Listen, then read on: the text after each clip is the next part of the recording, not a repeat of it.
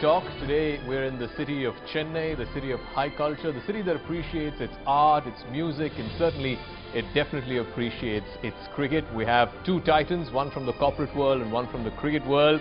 The chairman and managing director of Kavincare, C.K. Ranganathan, and of course, who doesn't know Krishnamachari Srikanth, former player, captain, and chairman of the National Selection Committee. Welcome to Leader Talk, and we're happy to be in Chennai, which, like I said, correct me if I'm wrong, it's the city that appreciates its high culture, its art, music, and of course, cricket. So happy to be here in Chennai. Oh, thank you, Zaka. I think you're also a Chennai boy, if I'm right. Yeah, I grew up in this city, yeah, so that's right. It's like coming back home. Good to be with you, Ranga. Thanks. I mean, incidentally, C.K. Ranganathan is a good friend of ours, and that's why I call him Ranga. Okay. And good educated people also, you should say. I'm an engineer also, no, Zaka? Absolutely, absolutely. So let me start with Mr. Ranganathan. I mean, this is a fascinating story, your story. You started off this empire. You're today a 1,000 crore plus company. But you started back in 1983 with just 15,000 rupees in a 150 square feet place.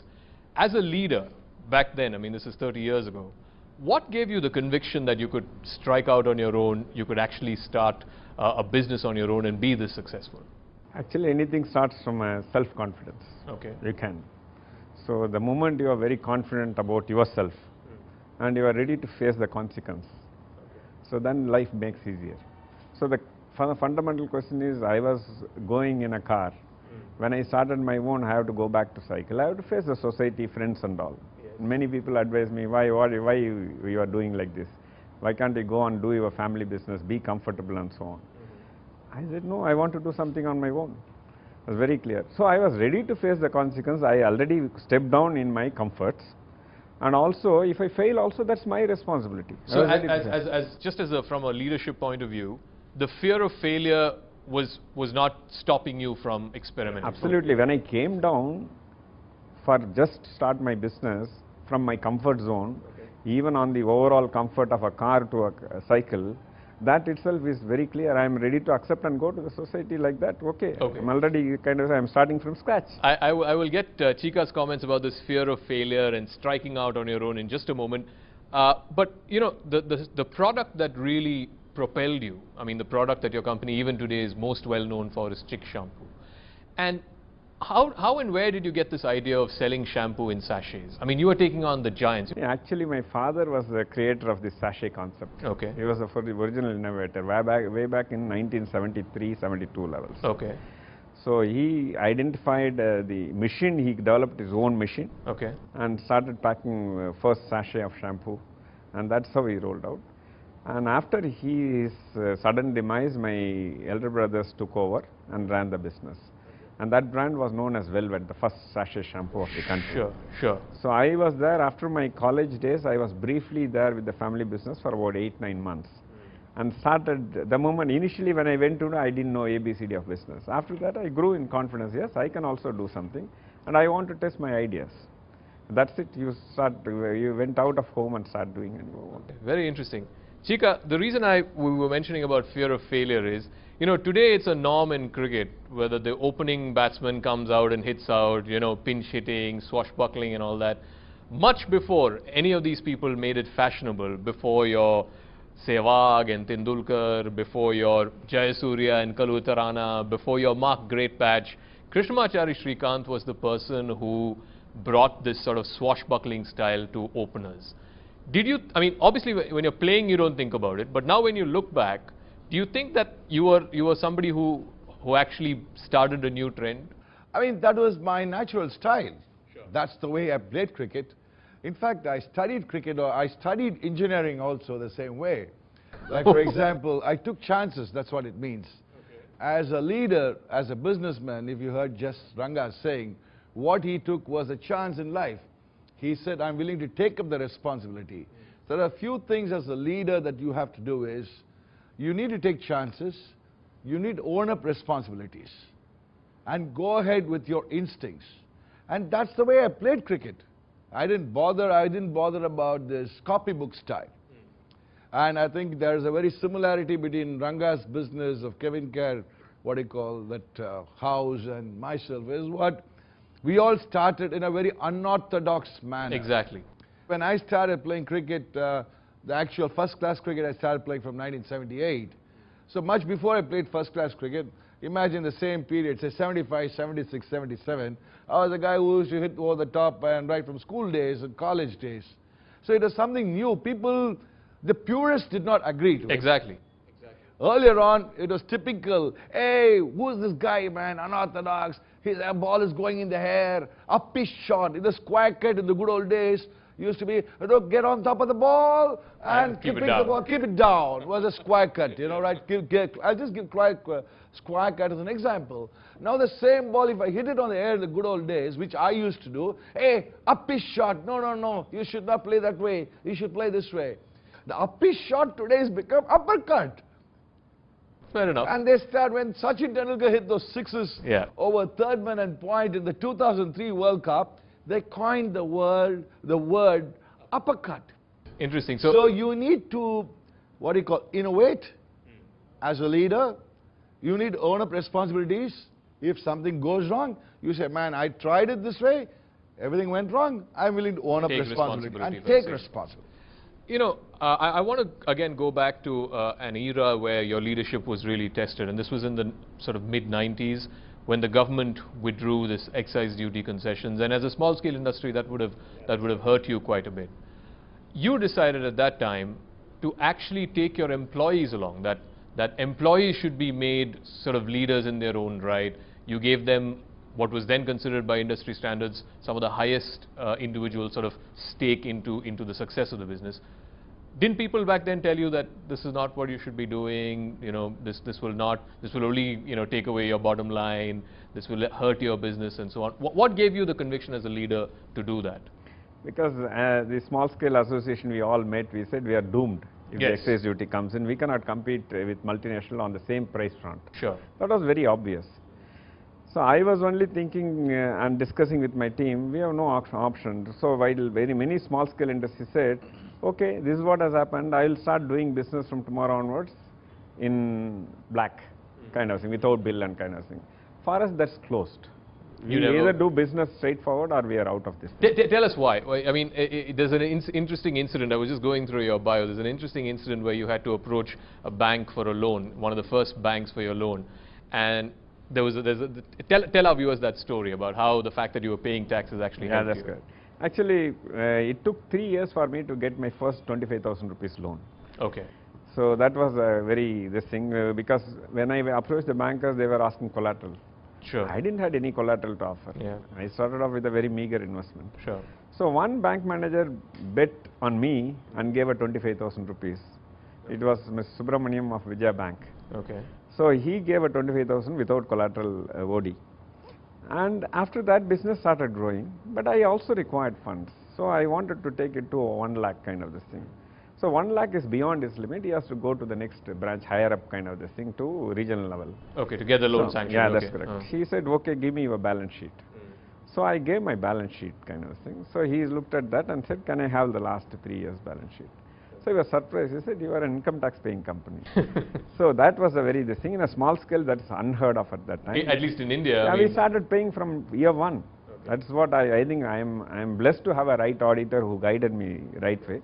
And we started paying income tax from year one. And that he wrote in his recommendation letter, this company is a small scale industry, has no this thing to pay, collateral to give. But one interesting thing is they have been paying income tax for the last 3 years' time. So Xerox copy of the challan was attached as a recommendation. We can give them very clearly. And that helped you get your... Absolutely. And I grew from 25,000 loan to 1 lakh to 5 lakhs to 10, 50 lakhs, then... Now you're of course 1,000 crore company. There's no... And today also we are getting without collateral. Okay, very, very interesting, very interesting. Chika, I mean, you know, this is a great part of your career, and yes, also a part of your career that you may not want to look back that often. Your stint as captain of India for one series. People don't remember this. I mean, it's a series where we saved every test match. People today remember it as the series that Sachin Tendulkar debuted in. But it was Krishnamacharya Shrikant's debut captaincy series. How do you look back at your captaincy stint? See, as a captain, what is the role of a captain? One, or a leader? I mean, he's the captain of his company. I was the captain of the Indian cricket team at the time. One, you have to be a good tactician, yes. I think the most important aspect as a leader or a captain of a cricket team is you need to be a great motivator. Even if you are not doing well on the field, getting runs, but you have to ensure that the entire team around you is doing well. So you have to ensure there's good teamwork. Everybody around you is motivated. So in a corporate world, if you ask me, similarly, even if as long as Ranga might be the CMD or the managing director, but his team has to be motivated to perform, which I guess from what I heard is what has happened to him. And same thing in you. It's the batsmen, the bowlers, the fielders, everybody need to be and motivated. And the support staff. Let's not forget the support staff. I mean, in the good old days, we never had anything called the support staff. What do you call the reserve, the players. So everybody needs to be motivated. So the captain's main role is to ensure that everybody is motivated and everybody is performing. So even though in that particular Pakistan series in 1989, I was not personally doing well as a batsman, I ensured that every day I used to go to talk to a Tendulkar or a Sanjay Manjrekar, who was in terrific form for that particular series. Hey, come on Sanjay, keep motivating. And he got double hundreds and saved test matches from literally no saving situations. Or Sidhu kind of a guy was doing well, a Kapil Dev or Azharuddin, and keep motivating them. So these guys perform. So the team did the job. My job was just to motivate them and keep the team spirit high. Unfortunately, the selectors did not think that. They felt that him not getting runs personally was not good enough. So unfortunately, Krishnamacharya Srikanth's services to India as captain lasted just one series. But I'm going to take a break. When we come back, we'll talk about some of the other things that these two gentlemen have done in their respective careers, which have gone offbeat, which have gone against the current, and how now when you look back, they've actually profited from it. Quick break. We're back on the other side of this very fascinating conversation with Krish Srikanth and C.K. Ranganathan on Leader Talk.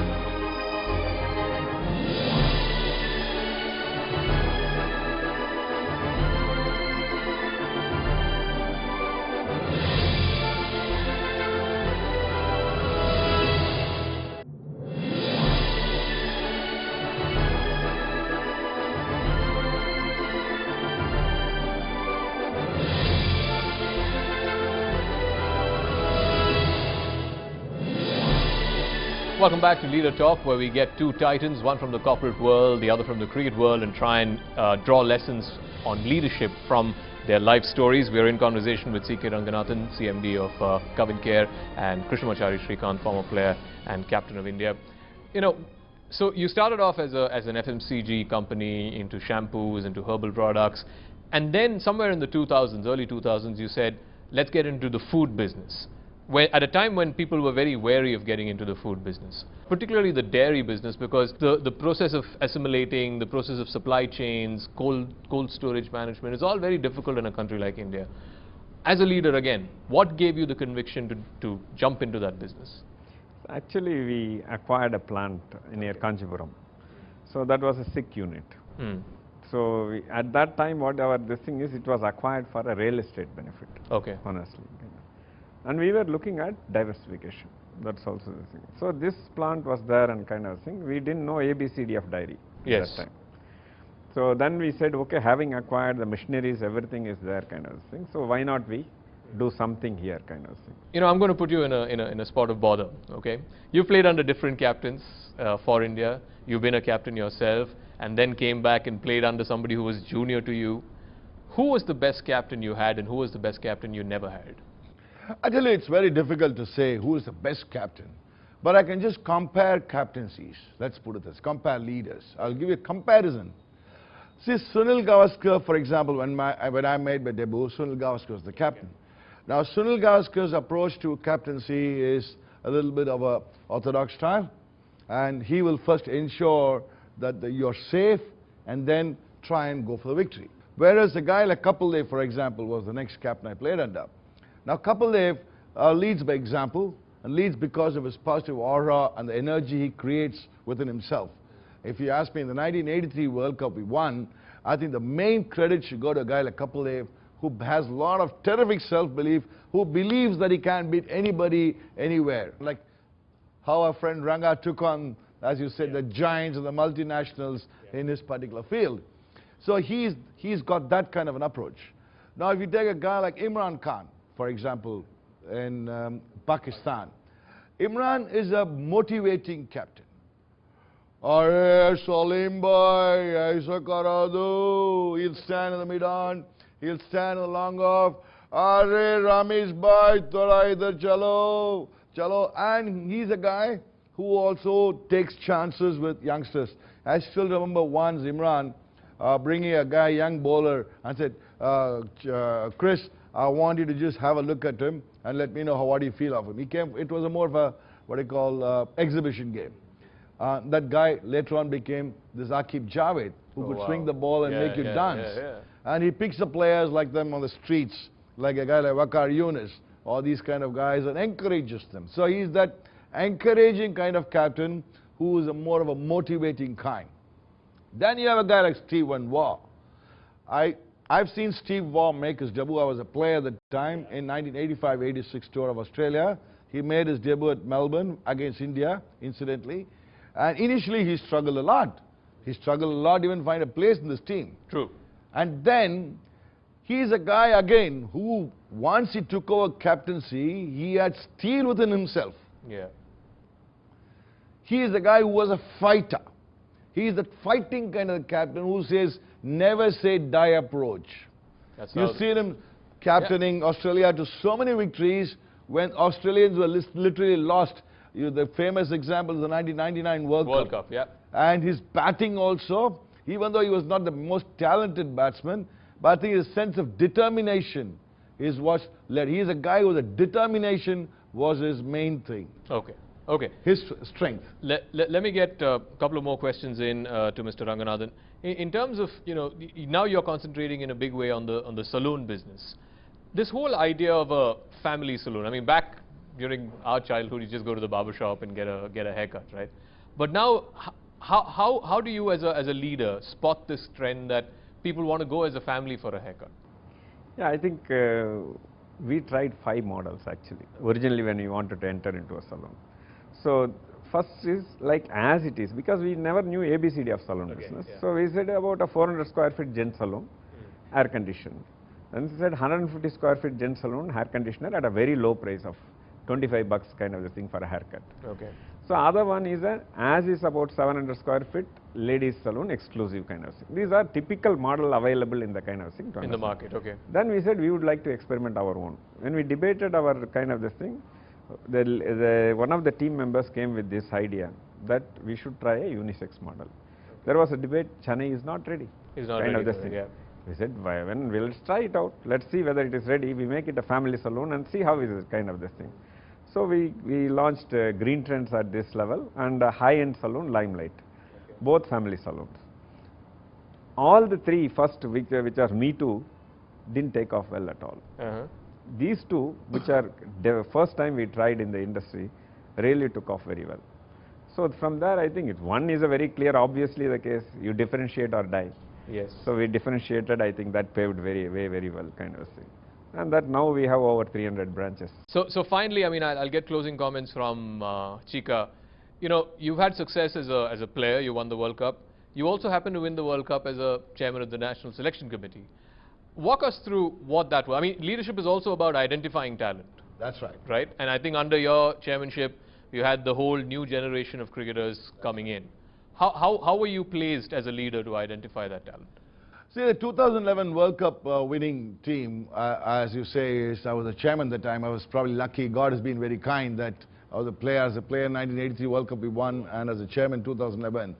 I think what we did, and as a chairman of selection committee, tried to follow the same principles of what we did in 1983, having more all-rounders or half all-rounders and picking those kind of people.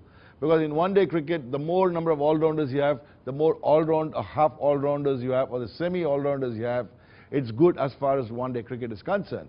And when it comes to selection or selecting a player, I think it's best is you have a one-to-one talk. What happens is in India, originally, is if you're a chairman, they think I'm with a gun, with them trying to shoot him down after 2 chances. They say, Ranga, go on, you're out. I give you 2 chances, you're gone. Zaka, ding, ding, ding, ding, 2 guns. So they think that there's a gun pointing at you. No. I think the moment you go talk to the players and give them confidence to the players and say, man, we are with you, the chairman of the selection committee is with you, the entire selection committee is with you, you don't worry, You just go play a natural game and try your best. Okay. So you're safe. So you give them the confidence that their position is safe and we are not here just waiting to shoot them down. I think then you see these players performing very well. Okay. So it's better to have a lot of communication as a leader, whether you could be a managing director of a company or a leader, or as you say in your own organization, you could be a big Zaka. But the moment you start having communication regularly with on-the-field players, all the people around you, I think when you start communicating, give them the confidence, then what happens, things becomes very easy. Okay, all right. I guess it was a fascinating conversation. Thank you very much, Mr. C.K. Ranganathan, Krishnamachari Srikanth as always.